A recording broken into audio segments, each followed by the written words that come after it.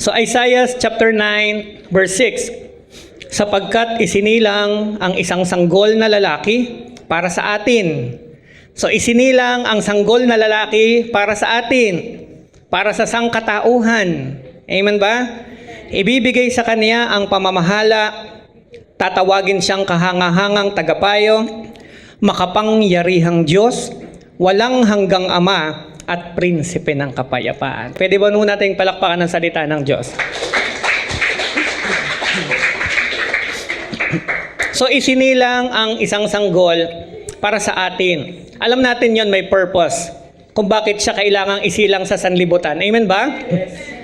Para tayo ay iligtas sa ating mga kasalanan. Isinilang ang isang sanggol upang maging haing handog sa ikatutubos ng kasalanan ng sanlibutan.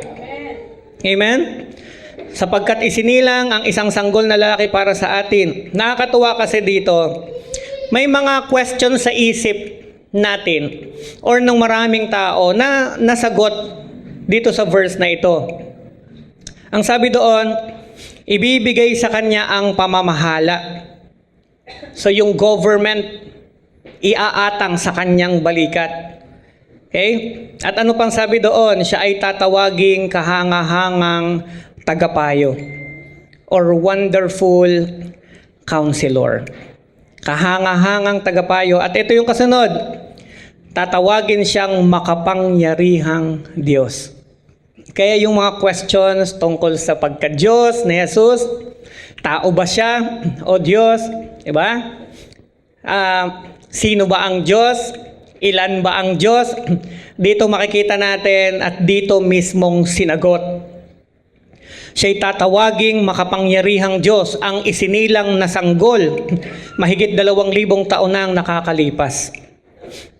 Pag sinabing makapangyarihang Diyos, ibig sabihin, siya yan. Amen?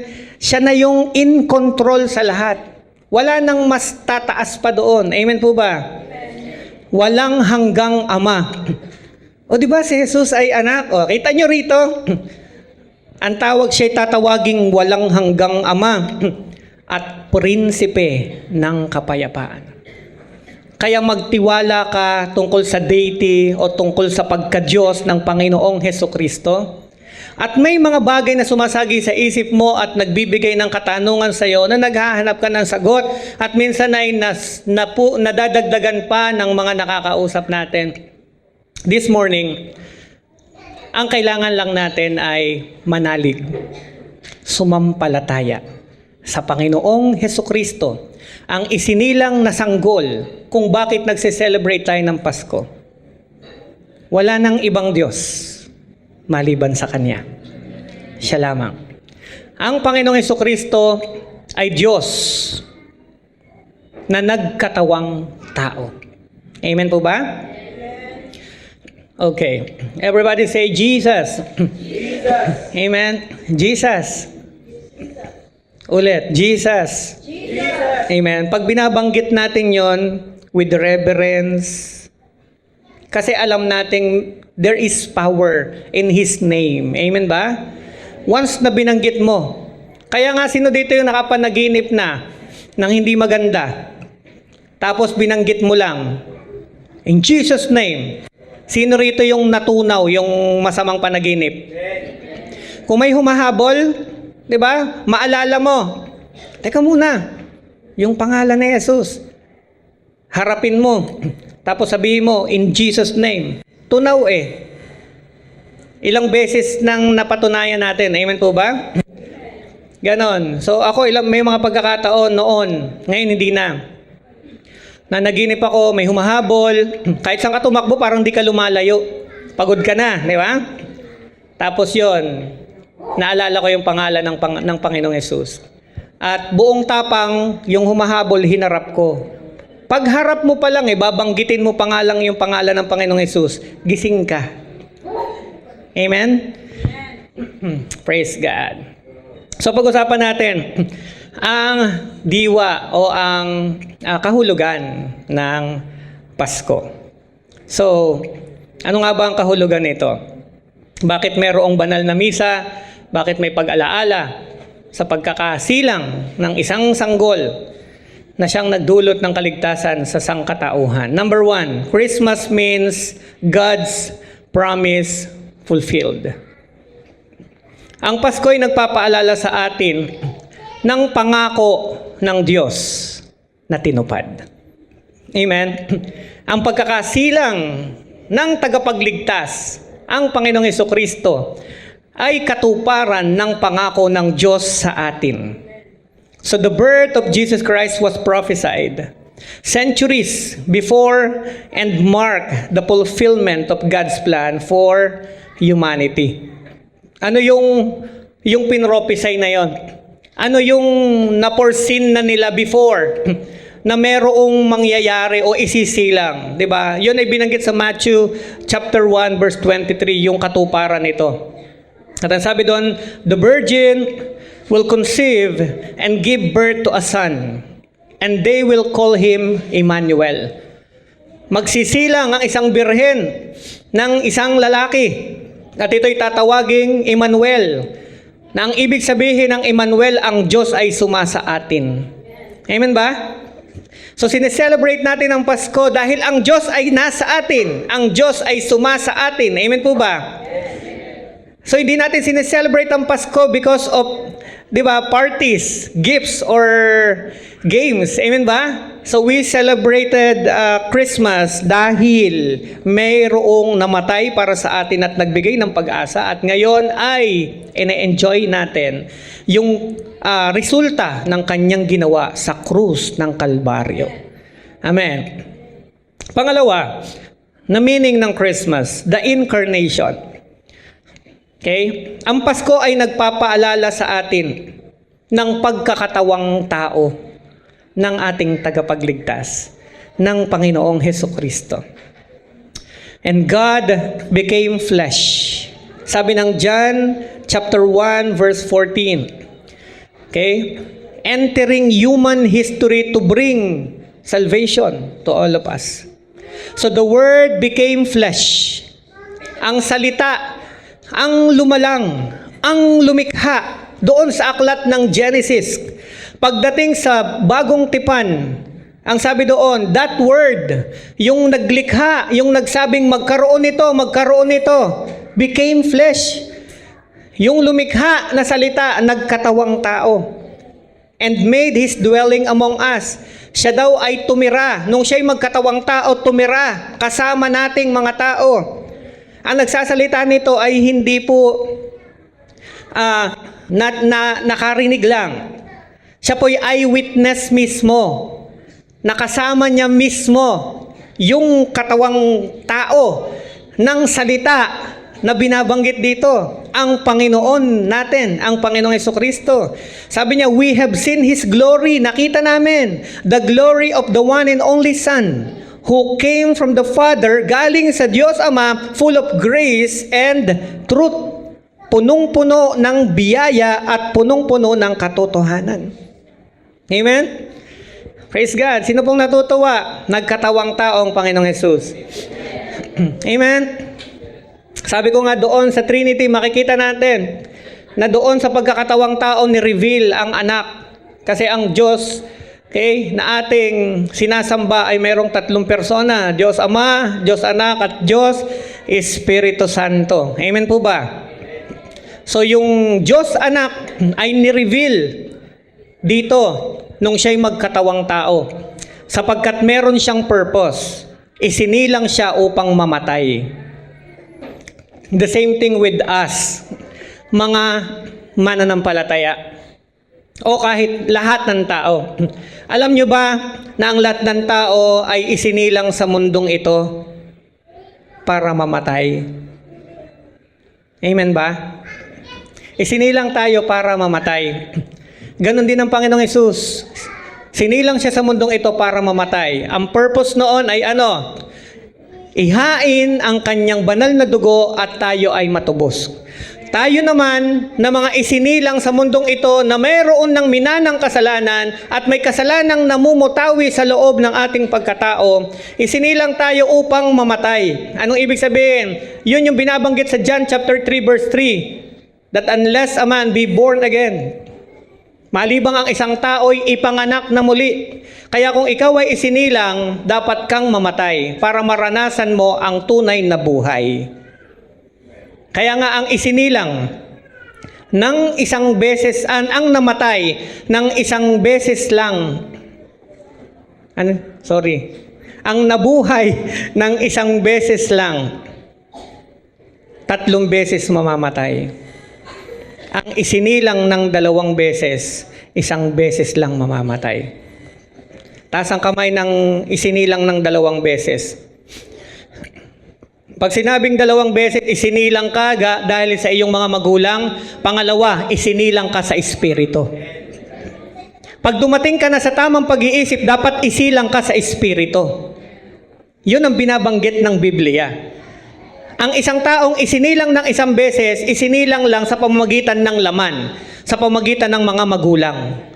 Pero kung hindi ka ulit isisilang sa pangalawang pagkakataon sa Espiritu ng Diyos, mamamatay ka ng 3 beses. Una, spiritual, mamamatay ka dahil hiwalay ka sa Diyos.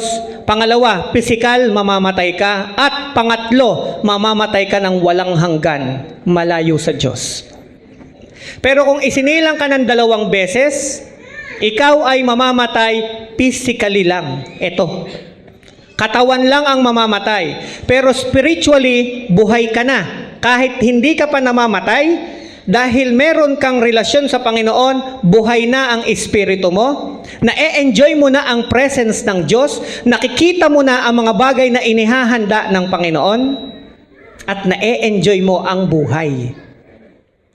At pangalawa, mararanasan mo ang walang hanggang buhay sa piling ng Diyos Ama sa langit. Amen? Ayun ang purpose kung bakit namatay ang Panginoong Hesus. Upang ang tao ay mabuhay.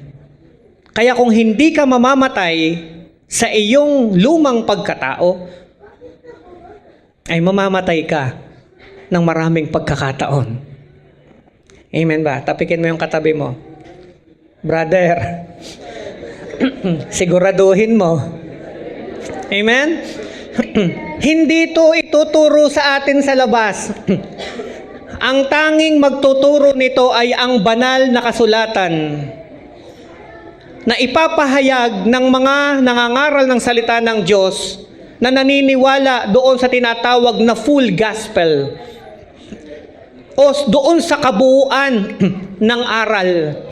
Hindi ho natin chinachap-chap ang salita ng Diyos at pinipili yung pabor lang sa atin. Pinapahayag natin ang katotohanan, lahat ng nakasulat dito, pinahintulutan ng Panginoon, and we believe that all these scriptures are inspired by the Holy Spirit. Amen ba? Kaya lahat ito ay mahalaga, lahat ito ay kailangan natin. Another meaning of Christmas, God's unconditional love. Pag sinabing Pasko, di ba? Ito ay, di ba, selebrasyon o pagdi-display ng walang kondisyong pagmamahal o pag-ibig ng Diyos. Christmas is a reminder that God loved the world so much that He gave His only Son.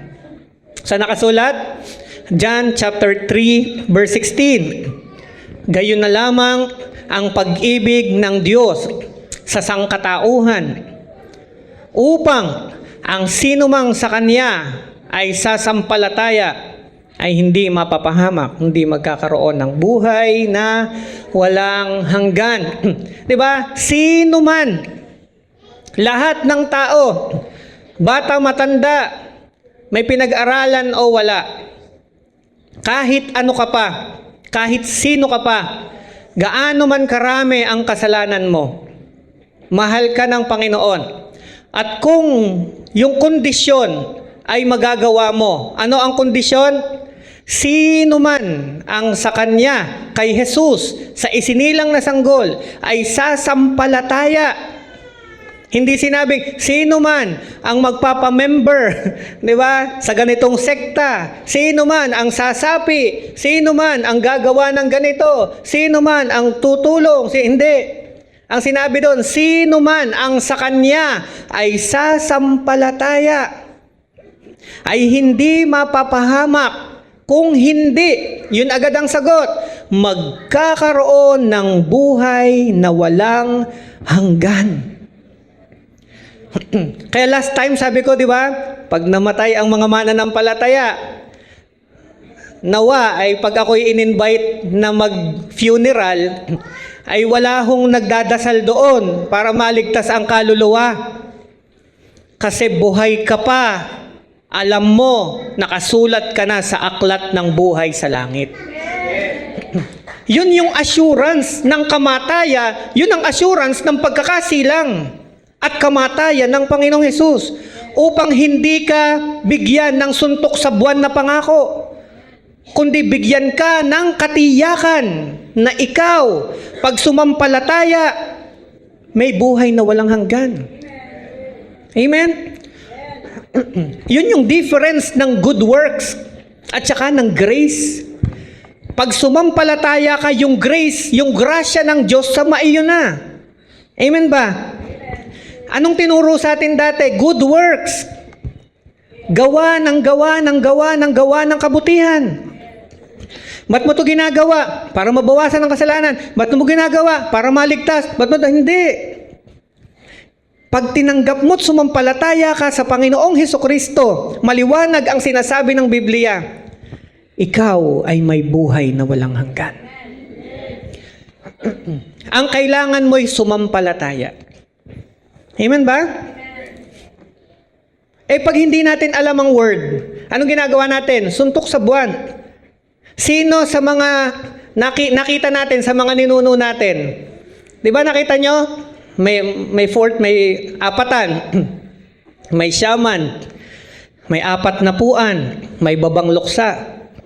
Lahat yon pinapanalangin ang kaluluwa ng namatay para maligtas.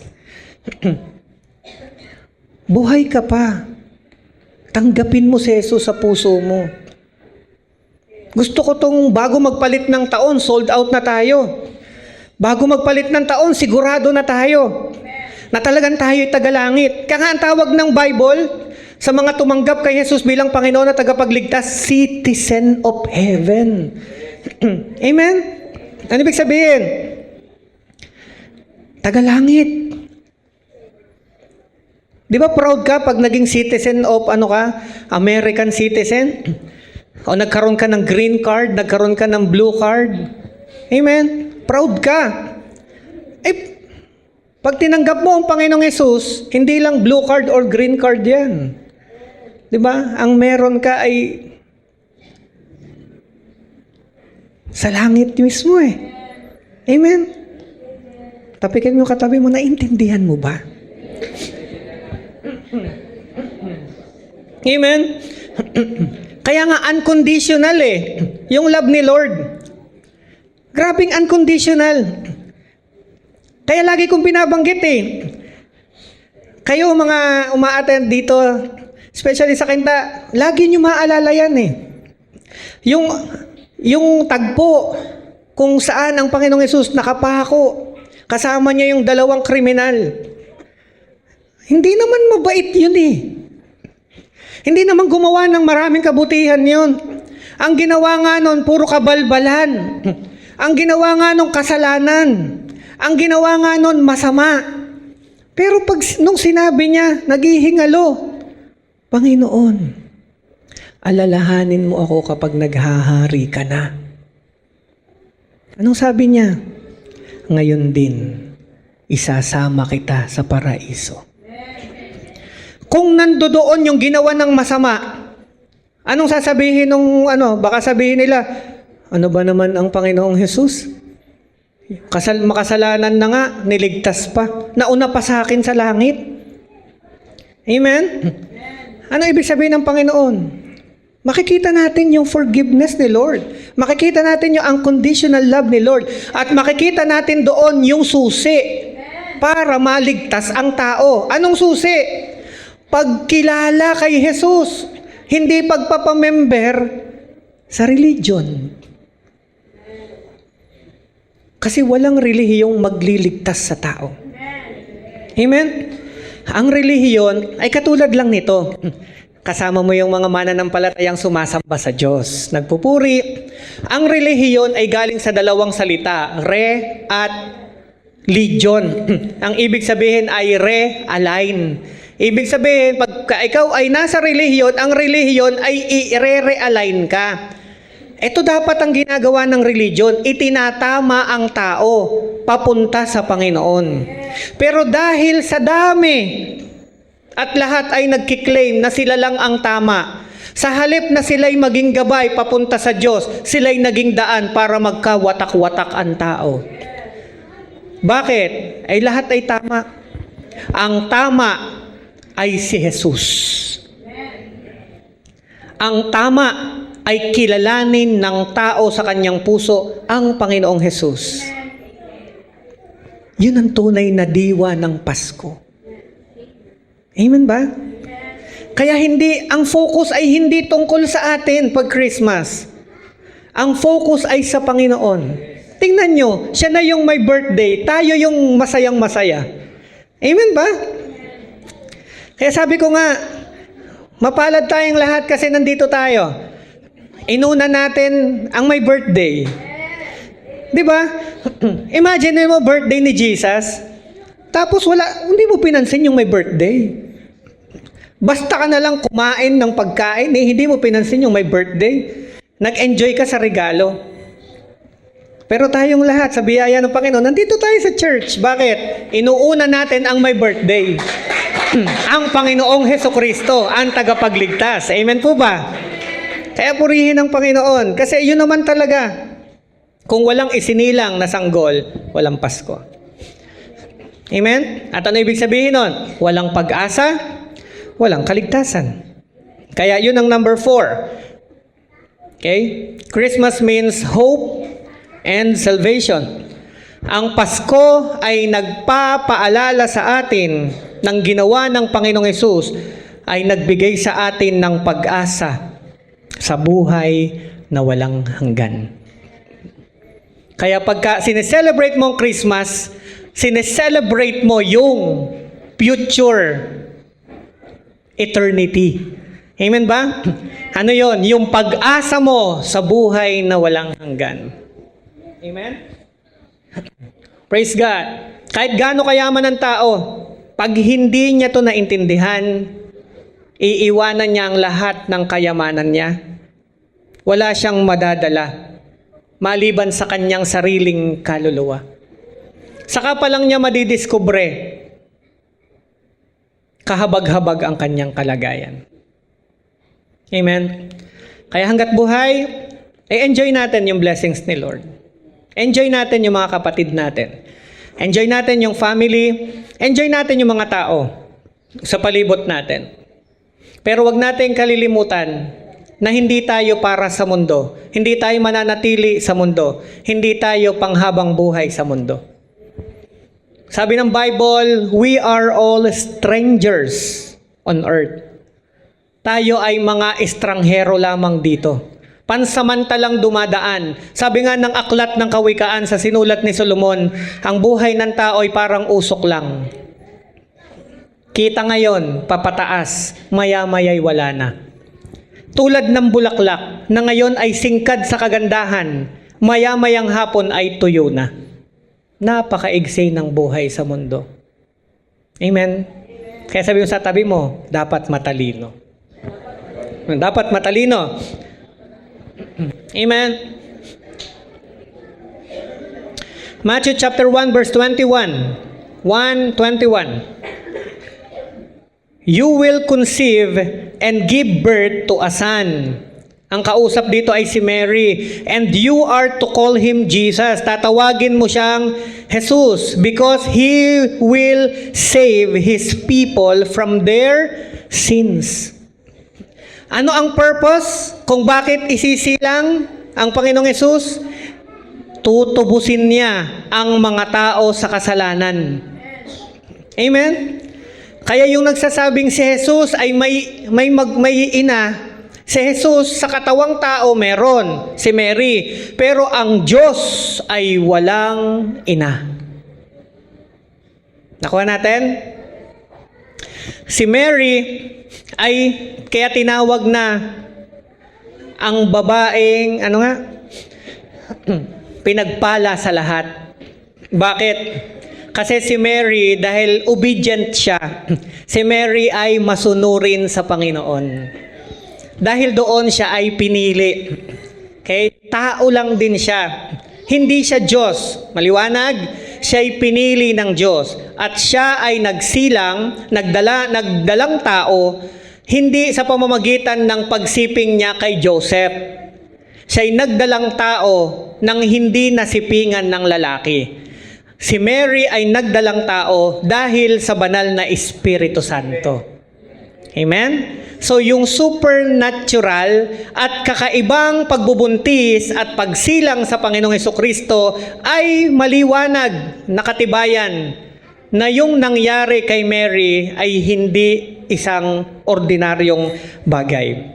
Yon ay gawa ng Diyos.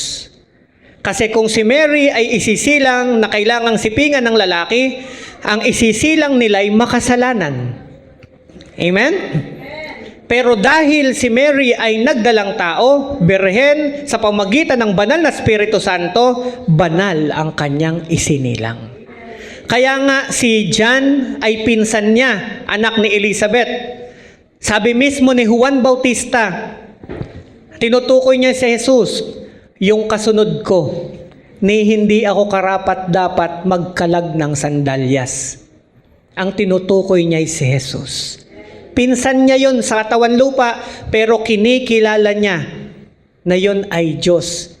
Hindi yun basta tao lang na katulad nila. Amen po ba? Okay pa kayo? Number 5. Last na. Tapos punta na tayo sa lesson. Number 5. Meaning of Christmas, peace through Christ. Ang Pasko ay nagpapakita sa atin. Kaya nakita nyo pag Pasko, maraming magkaaway ang nagkakabati. Amen ba? Kasi yung spirit of Christmas, isa doon ay ang reconciliation, kapayapaan. Kaya kung meron ka pang kagalit dito, sabi mo sa katabi mo, magpatawad ka na. Amen? Choose to love. Share the love. Amen ba? For to us a child is born, to us a son is given, and the government will be on his shoulder, and he will be called Wonderful Counselor, Mighty God, Everlasting Father, Prince of Peace. Prinsipe ng kapayapaan. Kaya si Jesus nang isinilang sa mundo, ang dala niya ay kapayapaan. Amen?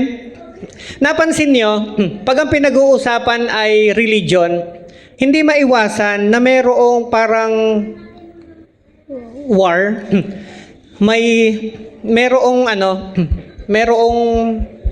mga bagay na may nangyayaring parang hidwaan. Pero pag ang pinag-uusapan mo lang ay ang Panginoong Hesukristo mismo, ang dala niya kapayapaan. Kaya dapat una mong makikita, may kapayapaan. Kaya yung isang tao, pag tinanggap niya si Jesus, halimbawa, pinuntahan mo sa bahay, kahit may sakit, pupuntahan namin sa bahay, tapos isi-share namin ang salita ng Diyos, tapos pumayag siya na ipanalangin siya. Pag naipanalangin siya, makikita mo sa kanya, sa puso niya, sa isip niya, sa mga mukha niya, magkakaroon ng liwanag. Makikita mo kagad yung kaluwalhatian ng Panginoon. Bakit? Kung ba't lumabas ang kaluwalhatian ng Panginoon? Dahil pinayagan niyang pumasok ang Panginoon. At ang dulot nun ay kapayapaan sa kanyang isip, sa kanyang puso, at sa kanyang buong pagkatao. Kaya lalabas yun. Amen ba? Kita sa muka ang kapayapaan. Tingnan niyo yung katabi niyo. Payapa na ba? Hindi. Parang iba yung dating, Mapayapa ba siyang tingnan? Ayan. Amen? Praise God. So ano yung mapupulot nating lesson dito, mga kapatid, no? Sa ating pinag-uusapan ngayong umaga? Unang-una mapupulot natin dito is humility. Jesus was born in humble circumstances, teaching us to value humility over worldly status. Paano ipinakita ng Panginoong Jesucristo yung pagiging mapagpakumbaba? Luke chapter 2 verse 7. And she gave birth to her firstborn, a son. She wrapped him with cloths and placed him in a manger, because there was no guest room available for them. Naghahanap sila ng bahay panuluyan dahil malapit na siyang manganak pero walang makita. At ano nangyari? Niloob ng Panginoon na ang tagapagligtas ay isilang sa sabsaban. Para ano? Ang ina-expect kasi ng mga tao na darating ay mukhang hari. May kapangyarihan, may authority, may pera, pero ang dumating ay isang ordinaryo, mababa na pagkakasilang sa kanya, at yun ay sasabsaban. Kaya hindi basta kilalanin. Nung dumating siya, hindi kinikilala. Bakit? Kasi nga, ang tao kasi nakatingin saan? Sa estado. Ang Diyos, ang kanyang pamamaraan ay hindi kagaya ng sa tao. Kaya ang sino mang sa kanya'y tatanggap. Sabi mo sa tabi mo, tinanggap mo na ba? Amen? So yung kanyang example na yon, di ba? Hindi yun false humility. Kundi yun ay talagang pagpapakita ng Panginoon kung ano talaga ang paraan ng Diyos. Ang paraan ng Panginoon na itinuturo sa atin, laging pababa. Huwag na huwag tayong mag-iisip ng higit sa nararapat. Marami nang napahamak dahil nag-isip siya ng lampas sa nararapat. Marami ng tao ang lumayo sa kanya dahil hindi tama ang kanyang tingin sa kanyang sarili. Mas mabuti nang ito yung level ng buhay mo, ng pagkatao mo, pero ang iyong pakikitungo at pamumuhay ay ganito lang. Kaysa naman sa nandito ka, pero ito ang pamumuhay mo. Amen ba? Sabi mo sa tabi mo, nabibless ako sa'yo. Sino dito yung mukha pa lang, nakakapag-born again na? Tingnan nyo nga katabi mo. Pag tinignan mo ba yun, mabuborn again ka? O mabiburn again ka? Di ba? Nakaka-imbier na talaga yung mukha nito. Di ba? Merong ganun eh. Di ba? Dapat mukha pa lang. Wow. Di ba? May magnet. Amen ba? Number 2, lesson, obedience and faith. Tingnan natin si Mary tsaka si Joseph. Mary and Joseph demonstrated unwavering faith and obedience to God's will. Hindi madali para ito sa malapit ng ikasal na si Mary at si Joseph. Si Mary at si Joseph. Di ba? Masakit sa kanila yon. Di ba? At masakit yun kay Joseph na yung babaeng pakakasalan niya ay buntis. Amen? Tingnan nyo Basahin natin yung verse. Luke 1:38. I am the Lord's servant. Mary answered, may your word be fulfilled to me. Yun yung maganda kay Mary Hindi siya kumukontra sa kalooban ng Diyos. Siya yung babae na pagka usapang kay Lord at si Lord nang kausap, di ba? Siya yung yes, Lord. Let your will be done unto me. Amen ba? Amen ba sa lahat ng mga girls? Diba? Pag ito yung will ni Lord, ito muna. Eto, amen? Joseph. Because Joseph, her husband, was faithful to the law. Yun yung blessings ni Mary. Kasi ang lalaking kanyang pinili ay may takot sa Diyos. Amen? At sumusunod sa kautusan. And yet, did not want to expose her to public disgrace. Iningatan niya itong si Mary. He had in mind to divorce her quietly. Hindi niya ibubulgar. Yun yung plano ni Joseph nung nalaman niya. But after he had considered this, an angel of the Lord appeared to him in a dream. May balak si Joseph, pero gusto niyang ingatan pa rin si Mary.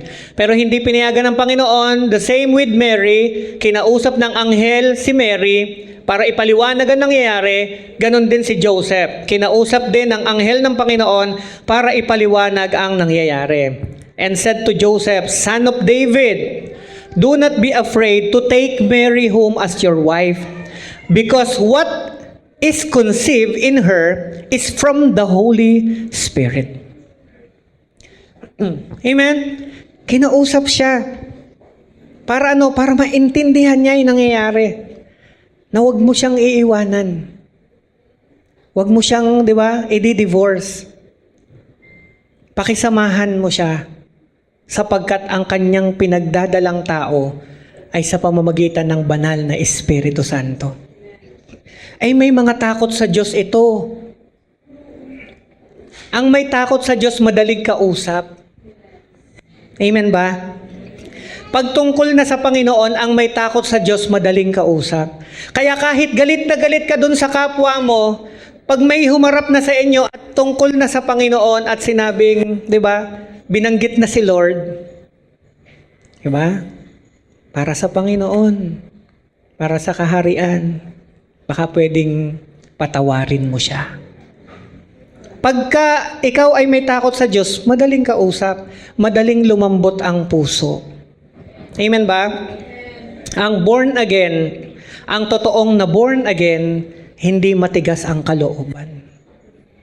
Malambot na ang kanyang puso. Nagagalit, pero hindi nagtatanim ng sama ng loob. Di ba? Hindi naman masamang magalit. Ang masama ay magtanim ka ng sama ng loob. Kasi pag may tinanim, may aanihin. Amen? Kaya kung nagalit ka, dahil kagalit-galit, ay di magalit. Pero huwag kang tutulog ng galit. Kasi pag tumulog ka ng galit, pag gising mo, yan po ay may buto na at may ugat na. Itutulog mo pa ulit, lalaki. Plus didiligan mo pa. Anong ididilig mo? Hindi ko siya babatiin. Pak, dilig yan. Hindi ko siya titingnan. Dilig yan. May narinig ka pa tungkol sa iba. Talaga, dilig yan. Ay yung tanim na sama ng loob, ang bilis lumaki. Ang bilis sumibol. Bakit? Ang daming gustong magtanim. Yung literal na tanim mo, ikaw lang talaga magtatanim eh. Pero pag harvest, ang daming nag-harvest. Pero pag sama ng loob yan, baliktad. Ang daming nakikisaling magdilig. Pag harvest, ikaw lang mag-isa ang mapapahamak. Amen ba? Kaya sabi mo, tapikin mo katabi mo, abay, maging matalino ka.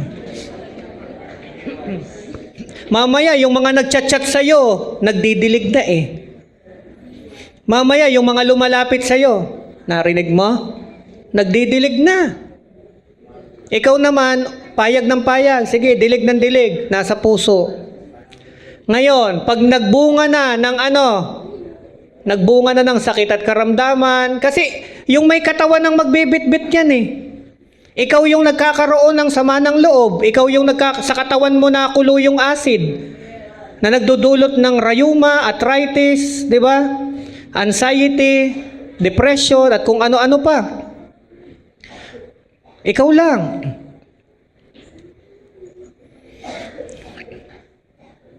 Kaya dapat matalino. Amen? Paano magiging matalino? Nagalit ka, nasaktan ka, tanggapin mo. Tapos bumuelo ka na. Huwag mong patatagalin. Yun lagi ang battle. Hindi to dapat tumagal. Kasi pag tumagal, mas mahirap ang laban. Sino rito yung wala naman talagang pinag-awayan? Nadaanan siya. Tapos naisip niya, hindi ako pinansin nun. Hindi alam nung dumaan. Pwedeng hindi kanya nakita. Tapos nung nagkita kayo, ikaw naman ang sinadya mo. Lalapit sa'yo.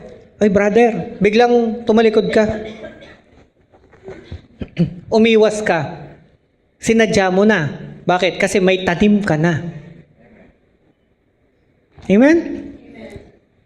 Tapos ngayon, yung isa dahil wala naman siya, hindi kanya nakita, hindi niya lalagyan ng laman yung hindi mo pagkamay sa kanya. Di ba? Kasi kung sino lang ang may dala, yun lang ang nag-ano niyan. Kaya pansinin mo, galit na galit ka, yung isa hindi. Sabi ka ng sabi ng kung ano-ano, yung isa hindi. Amen? Kaya dapat matalino. Amen ba? Ba't napunta tayo doon? Layo nun na. Number 3. Worship and response. Ito yung Christmas.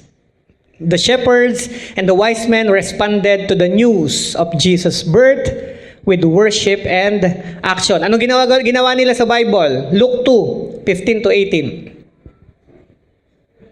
Ito mga shepherds.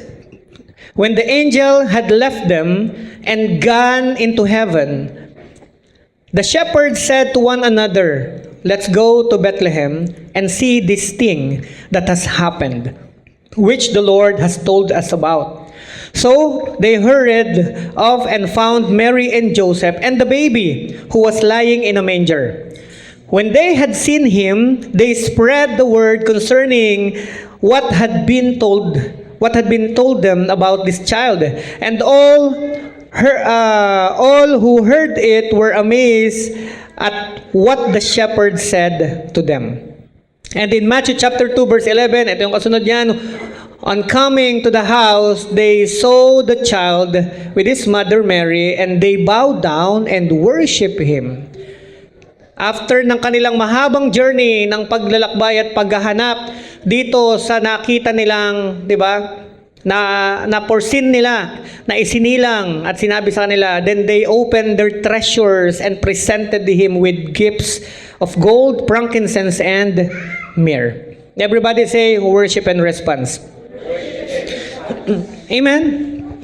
Dapat ngayong Pasko, hindi mawawala ang worship. Hindi mawawala ang pagsamba sa Panginoong Hesukristo. Diba? Aba, gumiling ka na ng gumiling sa mga palaro hindi ka man lang nakapag-worship sa Panginoon. Amen? Sino dito yung mag-aalas 12 nagwo-worship kayo ng pamilya mo? Amen? Sumasamba kayo sa Panginoon. Purihin ang Panginoong Diyos. Ang Diyos ng Israel. Dakila ang Panginoon. Siya'y prinsipe ng kapayapaan. Ang Panginoong Hesukristo, siya'y hindi nagbabago. Siya ang Alpha at ang Omega. Siya ang pinakamakapangyarihan sa lahat. Siya ang nakaraan, kasalukuyan at sa darating. Amen ba? Amen. Ang sarap alalahanin. Sino ito? Ang Panginoong Hesukristo. Ang isinilang na ito. Ang sineselebrate ngayong Pasko. Sino ito sa buhay ko? Sino ito at anong plano nito sa akin at sa pamilya ko at sa mga tao? Lalo mong, di ba? Lalong nagiging buhay na buhay ang Pasko sa puso mo. It's all about Jesus, our Savior. Amen? Praise God. Kita nyo naman yung blessing. Para sa Diyos na, dahil sumunod ka, na-bless ka pa. Di ba, pag uwi nyo mamaya, wala na. Nakalampas na ang mga inaanak, ang mga mamamasko, sunod-sunod. Di ba? Sabi lang ni Lord, sambahin niyo ako. Di ba? O pag samba mo, nakalibre na. Amen? Hindi. Amen po ba? Ang mga anak ng Diyos ay talaga namang laging ano yan. Kasi nga blessed tayo. Amen ba?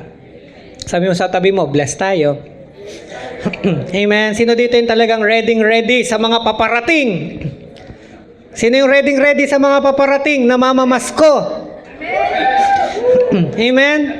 Kung alam lang ng mga tao, di ba, na nasa loob ng church na ito ang mga paldo. Amen. Tapikin mo katabi mo. Di ba?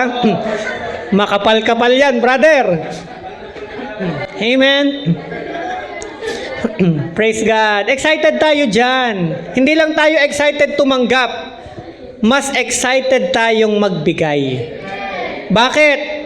Ang pagtanggap ay nakasalalay sa pagbibigay. Amen ba? Praise God. Number 4, making room for Christ. Dapat priority si Lord. Amen? Dapat priority siya sa dami ng nagaganap ngayon. Sa sobrang kaabalahan, may nagluluto, may naghahanda ng regalo, may naghahanda ng games, kung ano-ano, busy ang mga tao, wala kang makausap. Huwag mong kalilimutan, priority si Lord. Amen?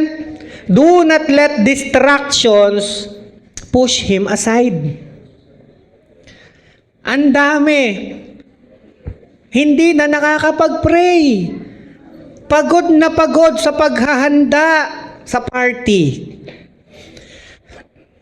Yung iba ay na-late dahil napuyat sa party. Sabi mo sa tabi mo, parang pinatamaan ka.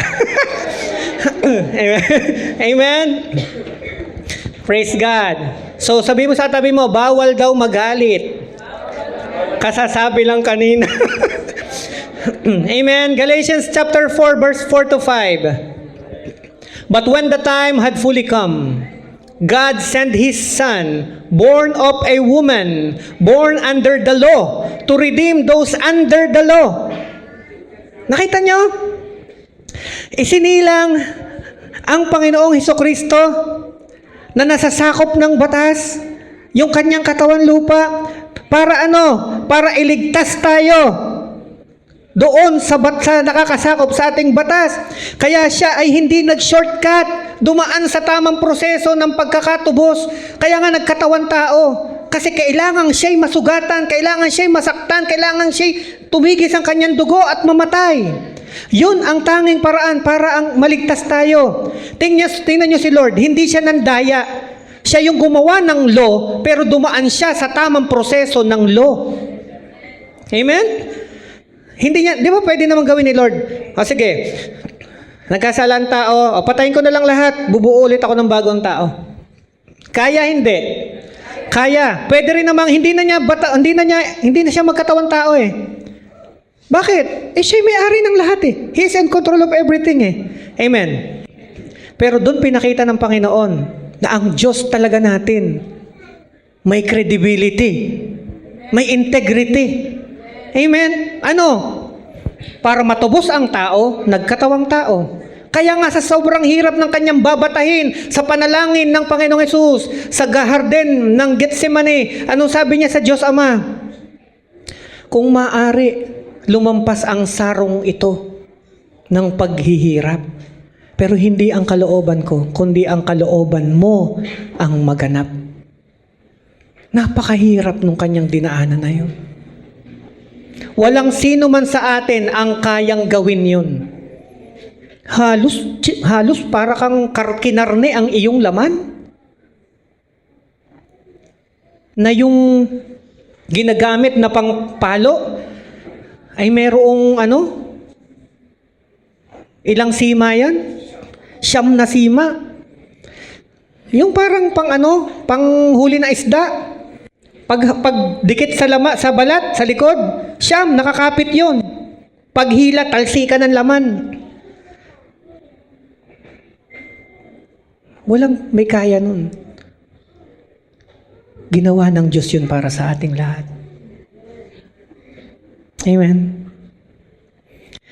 Kaya ang sarap i-celebrate ng Christmas eh. Kaya ang paalala sa atin, wag nating kalilimutan na ang priority ngayong araw na to, si Jesus. Kamayan mo yung katabi mo, congratulations. Nauna mo siya. Amen? Now, number 5. Spreading the good news. Ito yung lesson, last, na mapupulot natin. Bilang mga believers, we are called to share the message of Jesus with others. Ano sabi ng Matthew chapter 28? Therefore, go and make disciples. Ito dapat ang ginagawa ng mga taong tinanggap na si Jesus. Ang focus ay hindi sa loob ng simbahan. Ang focus ay hindi magpasikat sa loob ng church. Ang focus dapat ng mga mananampalataya ay lumabas na ng church. Bakit? Kasi ang iniuutos sa atin ng Panginoon ay yung mga nasa labas ng simbahan. Amen? Kaya hindi ka tinawag para damang sa loob ng church. Ang calling talaga natin ay nasa labas. Therefore, go and make disciples of all nations. Amen? Humayo kayo. Yun ang dahilan kung bakit kayo nasa church. May humayo, may lumabas, at naghayag ng ebanghelyo ng mabuting balita, ng pag-asa, na ikaw kahit makasalanan, anuman ang nararamdaman mo, sino ka man, mahal ka at tanggap ka ng Panginoon. Ang hinihintay ng Diyos, tanggapin mo siya. Amen? Let's spread the good news. Let's keep moving towards our calling. While celebrating this year 2025, this Christmas season, we are also excited for the coming year 2026. Amen. We will keep moving forward towards our calling. Amen ba? Kaya hinihiling natin sa Panginoon na buhusan niya tayo ng maraming biyaya. Okay? Para ma-fulfill yung ating mission, yung ating calling. Everybody say, I will fulfill my calling as a disciple of Christ. I will go and make disciples. I will bear much fruit in Jesus' name. Palakpakan natin si Lord. Again, maligayang Pasko, mga kapatid ko sa Panginoon. Tumayo po tayong lahat. Amen. Ang Panginoong Jesucristo, yung may birthday, nakatira sa'yo, nakatira sa atin. Hawakan yung puso nyo. Amen. He's there. Yung may birthday ngayon. Kaya dapat sobrang saya mo. Ikaw, of all people, yung meron talagang totoong dahilan bakit magiging merry ang Christmas mo. At ang sagot, ang Panginoong Hesus. Amen? Siya ang sagot sa lahat ng tanong. Siya ang kapanatagan sa pusong nagugulumihanan. Siya ang pag-asa sa mga nawawalan ng pag-asa. Siya ang pinagmumula ng kagalakan. At kailangan ng mga taong nakakaramdam ngayon ng kalungkutan at kalumbayan. Ang Panginoong Hesukristo, ang ating tagapagligtas, ang ating Diyos, Hari ng mga hari, Panginoon ng lahat ng Panginoon. Sa iyong papuri, lahat ng pasasalamat, kadakilaan, kaluwalhatian, mataas na karangalan, paghanga, lahat ng aming pagpalakpak, lahat ng sa amin ay magbabalik ng papuri at pasasalamat sa iyo, Panginoon. Taas natin ang ating kamay. In this Christmas season, bigyan natin ng quality worship si Lord. Come on. All my life you have been faithful. And all my life you have been so, so good. With every breath that I am able, I will sing of the goodness of God. Cause all my life you have been faithful. All my life you have been so, so good. With every breath that I am able, I will sing of the goodness of God. Cause all my life you have been faithful. Thank you, Lord. All my life you have been so, so good. With every breath that I am able, I will sing of the goodness of God. Come on, raise up your hands. Hallelujah. Cause all my life you have been faithful. Oh my And all God. my life you have been so, so good. With every breath that I am able, I will sing of the goodness of God. For the last time. Hallelujah. Thank you, Lord. Receive all Cause the all worship. my life you have been faithful. Thank you, Lord. For your life you have been so good, so good. Every breath that I am able, I will sing of the goodness of God. Come on, worship team lang. Galing sa iyong sariling puso. Purihin mo, Panginoon. Hallelujah. Come on. Open your mouth. Hayaan mong lumabas sa puso mo, sa iyong mga labi, ang totoong pasasalamat galing sa puso mo. Talagang nagpapasalamat sa Panginoon. Salamat po, Panginoon, sa ginawa mo sa aming pamilya. Salamat sa pagpapagaling mo sa akin. Salamat sa pagtulong mo nung ako'y nagka-problema. Salamat sa mga bagay na nangyari. Salamat sa ginawa mo, Panginoon. Ako po ay nasadya, nagkamali, bumamon, Panginoon. Maraming salamat. Come on. Hallelujah. Thank Him for everything. Alalahanin mo ang lahat ng ginawa ng Panginoon, ang mabubuting bagay, maging ang mga bagay na hindi mo maintindihan. Pinahintulutan ng Diyos para sa iyo, sa ikabubuti mo pa rin. Thank you, Lord. Hallelujah. Come on, for the last time, everybody say, "And all my life, Cause all my life you have been faithful.